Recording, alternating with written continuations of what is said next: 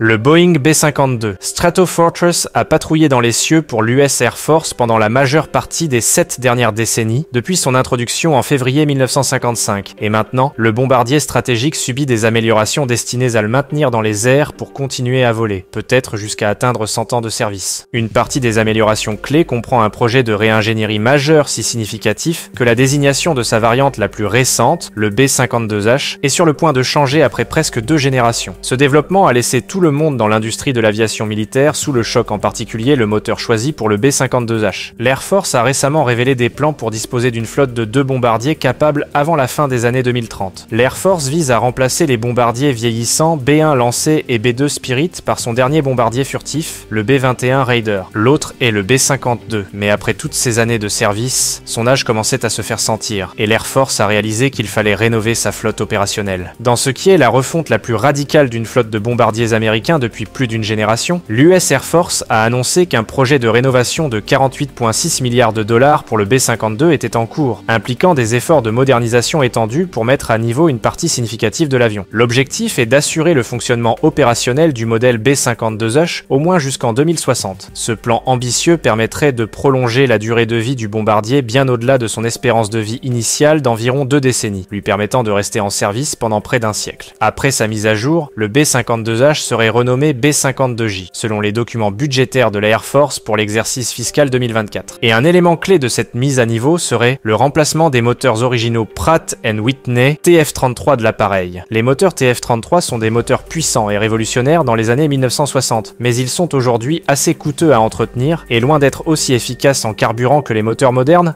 donc toute rénovation du B-52 sans changement de moteur serait simplement un gaspillage d'argent. Le moteur que Boeing a choisi pour remplacer les moteurs TF33 est le nouveau moteur Rolls-Royce F130, et 2,6 milliards de dollars ont été alloués au développement de ce moteur dans ce qui est appelé le programme de remplacement des moteurs commerciaux. Les moteurs F130 devraient être beaucoup plus silencieux et plus fiables que les moteurs actuels, et Boeing et l'Air Force n'auront plus besoin de chercher des chaînes d'approvisionnement obsolètes pour les pièces de rechange. Les sous-systèmes associés, tels que les entretoises et les nacelles des moteurs, ainsi que le système de génération d'énergie électrique, devraient également être remplacés. Le B-52J verra également ses systèmes mis à niveau avec un radar ESA moderne pour remplacer son radar actuel APG-166, une amélioration de l'avionique, de nouveaux écrans numériques, des armes à longue portée comme le missile de croisière hypersonique, des améliorations des communications et bien plus encore. L'Air Force prévoit que les premiers tests au sol et en vol du B-52J commenceront d'ici la fin de 2028 et que d'autres B-52 recevront leur mise à jour moteur tout au long des années 2030. Le coût total des mises à niveau est estimé entre 11 et 15 milliards de dollars. Mais avant de continuer, nous devons d'abord comprendre pourquoi l'US Air Force essaie de prolonger encore la vie du B-52. Pour comprendre cela, il faut d'abord revenir en arrière. Après la fin de la Seconde Guerre mondiale, l'US Air Force était l'une des unités de défense américaines qui cherchait le plus à consolider la domination des États-Unis en tant que superpuissance mondiale, en particulier contre les soviétiques. Ils ont donc demandé un bombardier stratégique qui pourrait les aider à atteindre cet objectif en réalisant des missions stratégiques sans dépendre de bases avancées et intermédiaires contrôlées par d'autres nations. Cela signifiait essentiellement qu'ils avaient besoin d'une portée suffisante pour l'avion. Des invitations à soumissionner ont été lancées pour les spécifications de l'avion requis par l'US Air Force, et le modèle 462 de Boeing a été déclaré vainqueur en juin 1946. Le modèle 462 était un avion à aile droite propulsé par 6 moteurs turbopropulseurs Wright T-35, qui avait un rayon d'action de combat d'environ 2700 miles nautiques. Cependant, le modèle 462 avait un problème. L'US Air Force estimait qu'il était trop grand pour répondre à ses besoins. Boeing a donc décidé de produire un modèle plus petit, le modèle 464, qui n'avait que 4 moteurs. Mais le modèle 464 n'était pas tout à fait suffisant, et Boeing a dû produire 2 variantes, le 464-16, un bombardier exclusivement nucléaire, et le 464-17, qui était un bombardier polyvalent avec une charge utile de 4 tonnes. L'US Air Force aimait le 464-17, mais n'était toujours pas satisfaite en raison de sa portée, et le contrat de Boeing a failli être annulé en décembre 1947. Cependant, Boeing a eu de la chance et a obtenu plus de temps pour perfectionner la conception de l'avion. Après de nombreuses révisions, le modèle 464-67 a été présenté et jugé suffisamment apte en février 1951 pour que Boeing reçoive un contrat pour produire 13 appareils qui ont été désignés sous le nom de B-52A. Bien que le B-52A ait été la première variante produite, il n'a été utilisé que pour des tests. La première version opérationnelle a été le B-52B, qui a été développé en parallèle avec le B-52A et est entré en service à la base aérienne de Castle en Californie en juin 1955. Finalement, 8 variantes du B-52 B-52 ont été développées, étiquetées de A à H, chaque variante devenant progressivement plus efficace que la précédente. Mais pour cette vidéo, nous allons nous concentrer sur la version B-52H qui a été construite en 1962. Le B-52H possède une énorme envergure de 185 pieds, une longueur relativement inférieure de 159 pieds et une hauteur de 40 pieds. Il a également un poids maximal au décollage de juste un peu plus de 220 tonnes, ce qui inclut une charge utile d'environ 32 tonnes ainsi qu'une capacité en carburant d'environ 48 000 gallons. Le B-52H est propulsé par 8 turboréacteurs Pratt & Whitney TF33 avec une poussée de 76 kN chacun, qui ont été améliorés pour permettre à l'avion d'atteindre une vitesse maximale impressionnante de 650 miles par heure, une vitesse de croisière de 509 miles par heure, et une portée de combat d'environ 8800 miles,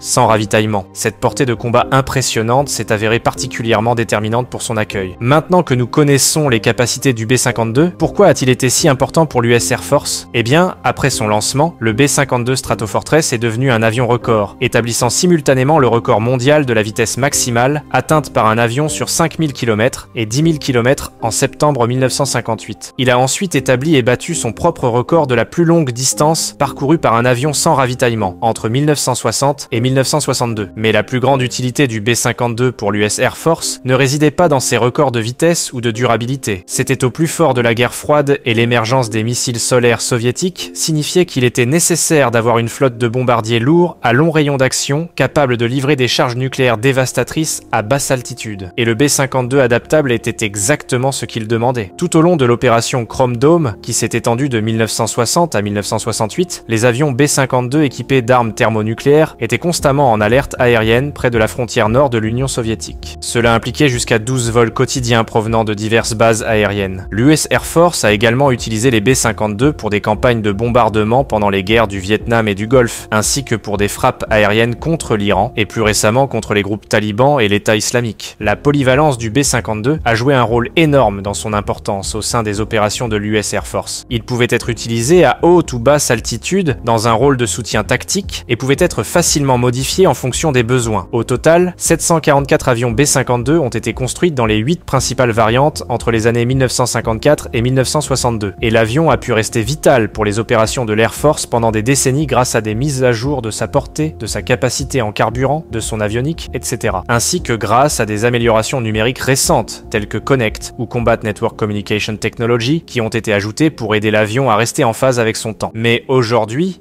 il ne reste qu'environ 76 B-52 encore en service, tous étant de la dernière variante B-52H. Mais son taux de capacité opérationnelle a diminué au cours de la dernière décennie. Aujourd'hui, ce chiffre est inférieur à 60%, mais l'US Air Force veut en tirer encore plus car il existe à peine d'autres alternatives pour mener à bien ses missions. C'est pourquoi l'US Air Force dépense 48,6 milliards de dollars pour mettre à jour le bombardier B-52, avec un fort accent sur l'amélioration d'une grande partie de l'avion. Ils veulent s'assurer que la version B-52H puisse être utilisée efficacement jusqu'en 2060. Après sa mise à niveau, le B-52H serait renommé B-52J, et les plans de l'Air Force pour maximiser le potentiel d'une cellule vieille de plus de 60 ans ont surpris beaucoup de monde. Et ce n'est pas surprenant quand on y regarde de plus près. Vous voyez, la combinaison de flotte prévue de 100 B-21 et 76 B-52J serait une force puissante capable de mener un large éventail d'opérations ainsi que de frapper une variété de cibles ennemies, car il pourrait être armé des dernières armes hypersoniques. Mais ce ne sera pas une tâche facile. L'US Air Force espère que ces avancées pour l'avion de 70 ans fonctionneront, car si ce n'est pas le cas, plus d'un tiers de sa flotte de bombardiers prévus ne serait pas en mesure de faire face aux conditions de guerre actuelles. Les mises à niveau pour les frappes à longue portée sont particulièrement nécessaires dans la modernisation du B-52. Le B-52 a un problème de systèmes aléatoires trouvés défectueux, et bien que cela soit principalement dû à son âge, cela a tendance à ralentir les missions, et même à les mettre en danger. Ainsi, le programme de modernisation du B-52 devra répondre à cette préoccupation pour s'assurer que la technologie ultra-moderne ne soit pas gaspillée sur des structures défaillantes. L'envergure de 185 pieds du B-52 signifie qu'il est généralement stocké à l'extérieur et exposé aux éléments, ce qui a corrodé certaines de ses parties principales. Le problème est que beaucoup de ces pièces sont devenues de plus en plus indisponibles car les entreprises qui les fabriquaient il y a toutes ces années ont soit fermé, soit évolué vers d'autres activités. Donc, si le projet de modernisation du B-52 se révèle plus compliqué que prévu, il pourrait être retardé, et l'US Air Force pourrait être contrainte de prolonger la durée de vie de certains bombardiers B-1 ou B-2 au-delà de leur date de retrait prévue prévu pour avoir suffisamment de bombardiers opérationnels. Heureusement pour le B-52, c'est un avion vraiment robuste, ce qui explique pourquoi il a duré aussi longtemps en premier lieu. Mais le moderniser n'est qu'une pièce du puzzle. L'US Air Force doit également planifier la meilleure manière d'utiliser l'avion dans une guerre contre des forces avancées qui pourraient refuser l'accès à l'espace aérien aux États-Unis et à leurs alliés. De nombreuses nations défendent désormais leurs espaces aériens de manière plus agressive, et les B-52 sont connus pour opérer dans des espaces aériens relativement ouverts, ce qui nécessitera un changement par rapport à leur modus operandi initial. Ainsi, pour pouvoir faire face aux attaques ennemies, l'US Air Force devra déterminer la meilleure manière pour le B-52J de fonctionner aux côtés du B-21 Raider. Il est probable que, tandis que le B-21 utilise ses capacités furtives pour effectuer des frappes dévastatrices contre les défenses aériennes avancées, le B-52J effectuera des frappes à distance et lancera des missiles sur des cibles ennemies depuis des espaces aériens non contestés. L'augmentation des tensions géopolitiques a poussé les nations à chercher des moyens de se défendre contre les menaces potentielles. Et en matière de défense, les forces américaines aiment rester en avance. C'est pourquoi, en plus de recevoir de puissants nouveaux B-21 Raiders, elles s'efforcent de s'assurer que le B-52, sans doute leur bombardier le plus important du siècle dernier, puisse défendre leurs côtes pendant encore de nombreuses décennies. Mais que pensez-vous des mises à niveau du B-52? Partagez vos réflexions dans les commentaires ci-dessous. À la prochaine et prenez soin de vous.